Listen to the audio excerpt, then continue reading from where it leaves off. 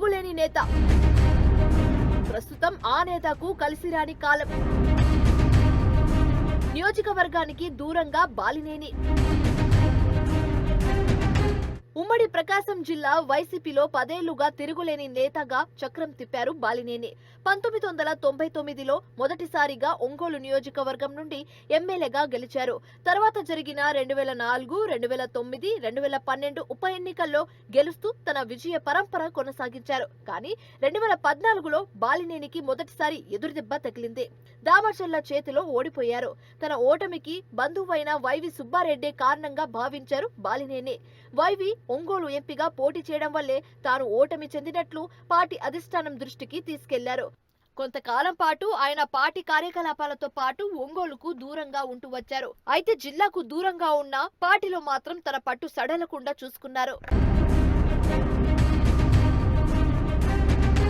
2019 ఎన్నికలకు ముందు బాలినేనిని పిలిపించుకున్న జగన్ మళ్లీ యాక్టివ్ కావాలని సూచించారు.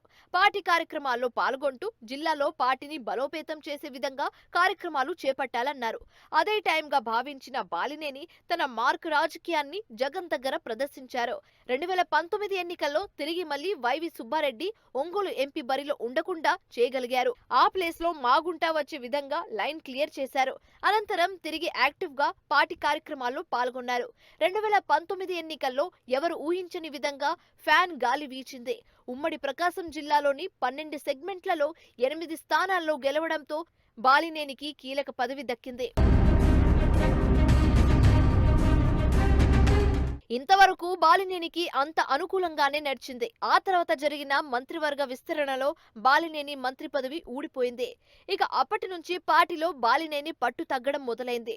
బాలినేని చెప్పిన వేటికైనా జగన్ నో చెప్పడం స్టార్ట్ చేశారు. చివరకు మాగుంట విషయంలో ఎంత బెట్టు చేసినా జగన్ మాత్రం లైట్ గా తీసుకున్నారు.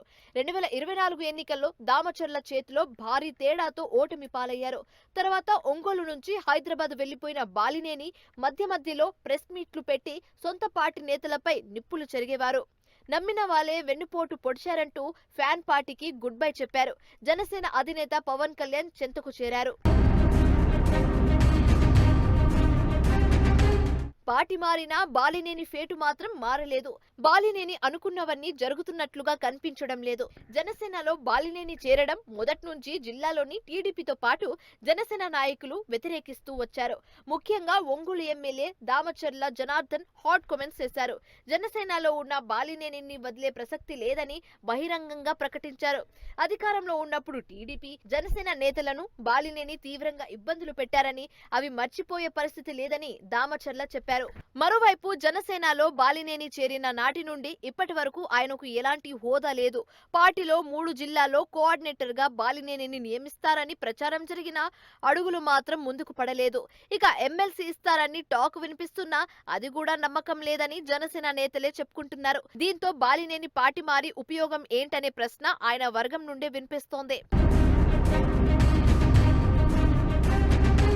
2 సార్లు మంత్రిగా పనిచేసిన బాలినేని ప్రస్తుతం జనసేనలో సాధారణ సభ్యుడిగా కొనసాగుతున్నారు. బాలినేనికి ఎలాంటి పదవి లేకపోవడంతో ఇంటికే పరిమితమయ్యారు. ఒకవేళ బాలినేనికి పవన్ ఎమ్మెల్సీ పదవి ఇస్తే ఆయన తిరిగి యాక్టివ్ అయ్యే అవకాశం కనపడుతోంది. అయితే ఇప్పటికే టీడీపీ, జనసేనల మధ్య కొంత ఇబ్బందికర వాతావరణం వచ్చే పరిస్థితి కనపడుతోంది. ప్రస్తుతం ఒంగోలు సిట్టింగ్ ఎమ్మెల్యేగా ఉన్న దామచర్ల, బాలినేనిలు ఉప్పు నిప్పు వలె ఉంటారని టాక్ వినిపిస్తుంది. ఇన్ కేస్ బాలినేనికి ఎమ్మెల్సీ వస్తే దామచర్లతో డి అంటే డి అనే అవకాశం కనపడుతోందని చర్చ నడుస్తుంది. ఈ ఇద్దరి కుంపటి కాస్త ఇరు పార్టీల అధినేతల మధ్య నిప్పు రాజేసే అవకాశం ఉందంటున్నారు. ఈ లెక్కలన్నీ పవన్ కళ్యాణ్ పరిగణలోకి తీసుకుంటే బాలినేనికి ఎమ్మెల్సీ రావడం కష్టమే అనే టాక్ కూడా వినిపిస్తుంది. ఏది ఏమైనప్పటికీ 2022 నుండి బాలినేనికి గడ్డుకాలం మొదలైందనే చెప్పుకోవాలి.